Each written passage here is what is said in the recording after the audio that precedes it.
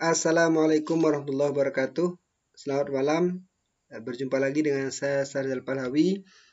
Pada kali ini saya akan mengupdate terkait dengan berita pembunuhan, terkait dengan peristiwa pembunuhan satu keluarga oleh anak kandung sendiri. Yang kejadian ini sungguh sangat menghebohkan publik dalam beberapa hari terakhir. Kali ini saya akan mengutip dari tv1news.com dengan judul terungkap fakta baru kasus pembunuhan di Magelang, kerabat korban beberkan sosok Dio Dava. Jakarta.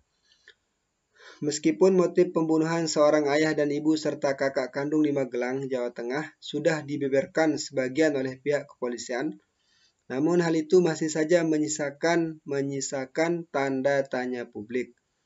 Hal itu lantaran sebagian publik tak menyangka seorang anak kandung bernama Dio Dava Swadila yang berusia 22 tahun tega menghabisi ayah dan ibu kandungnya Abbas Asar 58 tahun, Heri Iryani 54 tahun, serta kakak kandungnya Dea Khairunisa 24 tahun dengan cara meracuni di Magelang. Tak hanya publik saja yang tak menyangka soal kejadian itu, kerabat terdekat korban atau kakak korban Sukoco mengungkapkan dirinya juga tak menyangka bahwa Dio Dava merupakan pelaku pembunuhan itu. Dio Dava itu sebenarnya dikenal baik dan termasuk cerdas dan disiplin, tetapi saya tidak tahu kok bisa begini. Dan latar belakang sebenarnya itu apa? Sampai sekarang saya belum tahu. Pungkas Sukoco kepada TV1 Rabu 30 November 2022. Kemudian ketika disinggung soal perubahan sikap Dio Dava, Sukoco katakan Dio Dava berubah sejak 2019 karena dia pernah kecelakaan tahun itu. Itu saya amati tahun 2019 Dio Dava akan kecelakaan. Kemudian dirawat di RS, ibunya yang merawat. Kalau bapaknya itu tidak karena kerja dan jauh dari rumah kerjanya. Sehingga mungkin karena sifat ibunya yang terlalu sayang ini, setelah dia sembuh merubah karakternya dan perilaku dari pelaku pembunuhan tersebut, bebernya. Pertama kalinya saya juga tidak mengira karena saya sampai di sini sudah terkapar semuanya. Saya pikir mereka meninggal karena penyakit semua, tetapi setelah dilakukan penyelidikan oleh polisi, ternyata si Dio Dava mengaku bahwa dia sendiri yang melakukan itu, sambungnya menjelaskan. Lanjutnya katakan dirinya juga mengaku sangat kaget ketika mendengar bahwa pelaku pembunuhan satu keluarga itu adalah Dio Dava. Lanjut ke halaman berikutnya. Sangat kaget sekali karena saya tidak mengira bahwa dia yang melakukan itu, ujarnya. Selanjutnya dari kesaksian Sukoco bahwa Dio Dava ini belum bekerja, namun keseharian Dio Dava ini sering pergi ke sana kemari dengan merental mobil, meskipun orang tuanya memiliki mobil. Tak hanya itu saja, ia katakan Dio Dava ini juga sering meminta uang kepada ibunya untuk pergi ke sana kemari. Setahu saya Dio belum bekerja, dia suka pergi ke sana dan kemari dan sering meminta duit sama ibunya, jelasnya kepada. Kasus pembunuhan ini memang dinilai sangat kejam. Pasalnya Dio Dava tega membunuh kakak kandungnya dan ayah serta ibu kandungnya dengan cara meracuni. Hal itu dilakukan Dio Dava karena dirinya merasa sakit hati dengan keluarganya. Namun dari manakah Dio Dava mendapatkan racun untuk membunuh ibu, ayah dan kakak kandungnya? Bahkan bagaimanakah siasat Dio Dava membuat keluarganya meminum racun tersebut sehingga ayah dan ibu serta kakak kandungnya tewas. Nah, untuk hal itu ikuti terus dan baca terus berita-berita dari tv1news.com.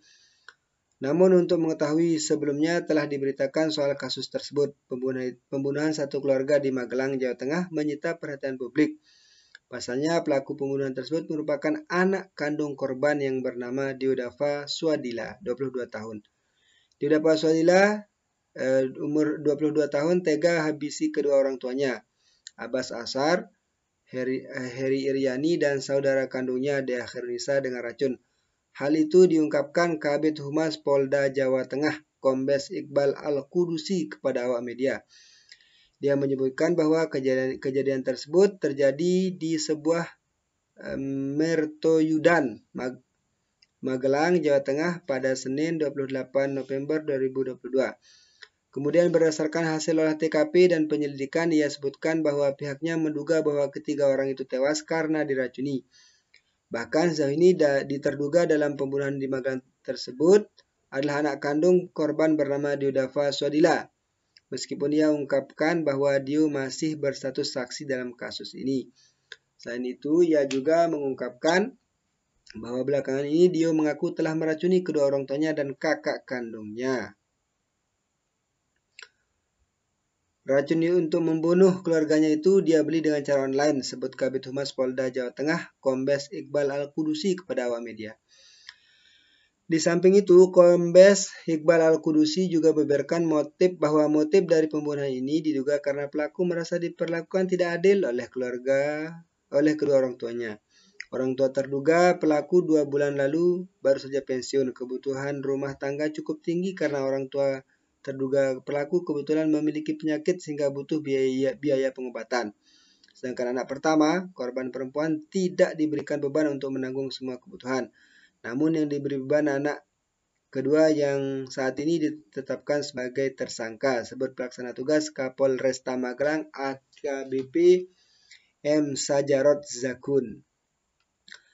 Sambungnya menuturkan, dari situlah muncul niat pelaku untuk menghabisi korban karena sakit hati. Lakukan 2 kali percobaan pembunuhan. Berdasarkan informasi dalam penyelidikan, pihaknya mendapatkan informasi pada hari Rabu 23 November yang bersangkutan mencoba dengan memberikan zat kimia, arsenik, dicampur dalam dawet, namun karena dosisnya terlalu rendah atau kurang sehingga hanya mengakibatkan mual-mual saja dan tidak sampai menimbulkan kematian. Ada 2 kali percobaan. Pertama, sempat membelikan dawet untuk beberapa orang, tidak hanya keluarganya, namun tidak sampai mengakibatkan kematian. Zat beracun dibeli secara online katanya.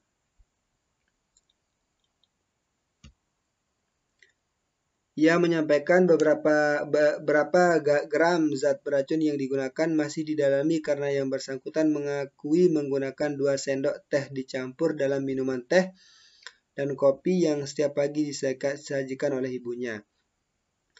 Kopi dan teh yang sudah dibuat ibunya ketika ibunya keluar dari dapur, terduga pelaku ini memasukkan zat kimia itu dengan cara mencampurnya katanya.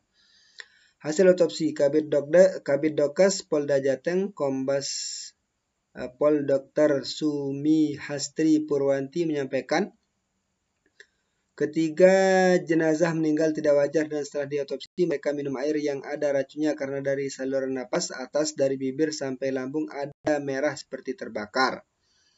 Para korban minum zat beracun dan dari organ otak, jantung, hati, paru ada tanda-tanda racun. Sebab kematian karena zat yang beracun ketiganya sama katanya. Ia menyebutkan jenis racunnya bisa golongan cyanida, golongan arsenik, atau golongan lain. Organ yang rusak dari tenggorokan, lambung, usus, hati, jantung, paru, dan otak seperti terbakar karena prosesnya cepat memasuki pembuluh darah sehingga mematikan. Nah itu para pemirsa, update terbaru kasus pembunuhan satu keluarga oleh anak kandung di Magelang, Jawa Tengah. Tentu ini harus menjadi perhatian kita bersama, terlebih motif pelaku melakukan tindakan tersebut karena merasa diperlakukan tidak adil oleh orang tuanya. Tentunya ini sekali lagi harus menjadi perhatian kita semua sebagai orang tua agar jangan sampai berperilaku menampakkan ketidakadilan, perlakuan tidak adil di antara sama keluarga. Karena kita tidak tahu tingkat stabilitas kejiwaan dari anggota keluarga kita. Jangan sampai ketika kita berlaku tidak adil maka ada merasa anak yang tidak nyaman sehingga banyak hal-hal yang negatif yang tidak diharapkan yang terjadi. Misalnya si anak menimbulkan reaksi negatif, misalnya dengan memberikan perlawanan, dengan memberontak ya, memberikan perlawanan dan cara memberontak, tidak mau menurut pada orang tuanya, atau meninggalkan rumah misalnya karena sudah tidak nyaman di lokasi itu karena merasa eksistensinya tidak diakui atau tidak dihargai dan sebagainya. Atau bisa saja nauzubillah seperti yang terjadi saat ini, dia karena menurut pengakuannya sementara, menurut pengakuannya dia melakukan hal tersebut karena merasa diperlakukan tidak adil oleh orang tuanya, yang dimana beban keluarga saat ini dibebankan kepada dirinya, tidak kepada saudara-saudaranya, tidak kepada saudaranya yang lain, sehingga dia memutuskan untuk mengambil jalan pintas, yaitu dengan mengakhiri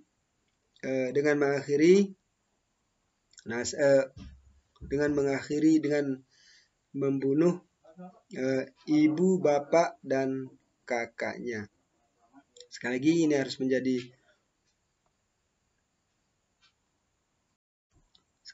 harus menjadi perhatian kita bersama selaku orang tua, termasuk juga pemerintah sebagai pemangku kebijakan, agar terus mensosialisasikan cara berumah tangga yang baik kepada warga-warganya. Ini banyak hal yang harus diperhatikan. Ya, ini tidak hanya tanggung jawab orang tua saja, tapi bagaimana pemerintah mampu mencerdaskan warga-warganya agar memiliki stabilitas kejiwaan yang baik, ya, agar jangan sampai ada timbul korban-korban yang lain. Karena banyak faktor yang menyebabkan hal ini terjadi. Salah satunya adalah kualitas orang tua. Tapi kalau dalam kasus ini kita misalnya melihat kualitas orang tuanya adalah orang terdidik, merupakan aparatur sipil negara yang semestinya hal ini bisa dihindari. Akan tapi polisi nanti kedepannya pasti akan mengungkap motif yang lebih dalam mengapa hal ini bisa terjadi. Kita berharap saja ini merupakan kasus terakhir dan tidak akan terulang lagi kasus-kasus yang lainnya, sehingga hilangnya nyawa yang dengan cara seperti ini, hilangnya nyawa secara sia-sia seperti ini tidak terulang kembali. Semoga demikian yang bisa saya sampaikan, semoga bermanfaat. Sampai ketemu di lain kesempatan. Assalamualaikum warahmatullahi wabarakatuh.